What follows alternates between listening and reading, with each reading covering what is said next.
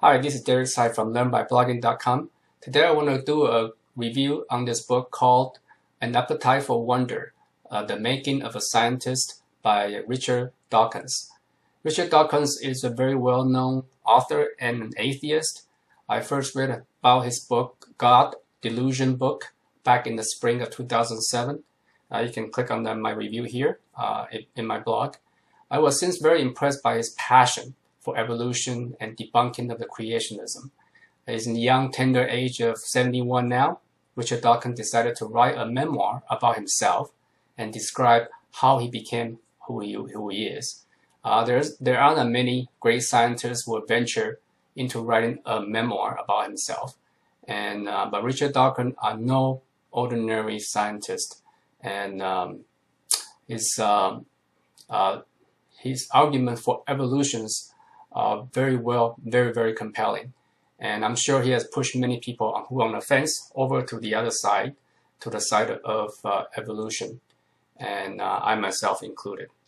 In this book, he went through his childhood and upbringing and growing up in Africa and various countries around the world. It might have made him a rebel and very adaptable to strange places, including the places where they are full of right-wing extremists.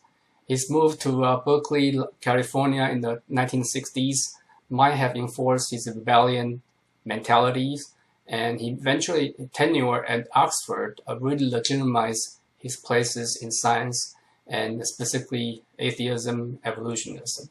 A few takeaways from the book: Dawkins, as a zoologist, designed lots of experiments to understand the animal behaviors, to determine the natural or nurture behavior, like a chicken's response to light shine from the top versus from the floor.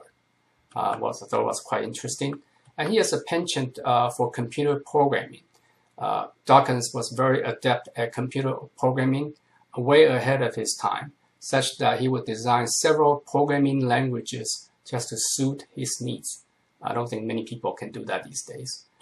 We stand on the shoulders of many giants so that we can look farther. And Dawkins attributed his success to Charles Darwin and a few college advisors and professors. So I thought it's very humble and very modest of him. I need to read about this selfish gene book. He described many of the details how he arrived at the selfish gene book that he wrote more than 30 years ago. So in essence, a very well-evolved gene, will propagate in a selfish manner to extend its immortality. Otherwise, it may go extinct. So we humans are here because our genes are selfish. As a true evolutionist, this is the last point. Dawkins questioned whether he would become who he became without having to live and evolve through his life environment. So I cannot help think that at this moment the world is still evolving, and my action or your action and thoughts will have contribute to the evolution and making an impact to the entire process. So, and in many ways, out of the infinite possible ways, we all do. So there are many videos I recommend in my blog by Richard Dawkins, especially the one about militant atheism. I suggest you watch that.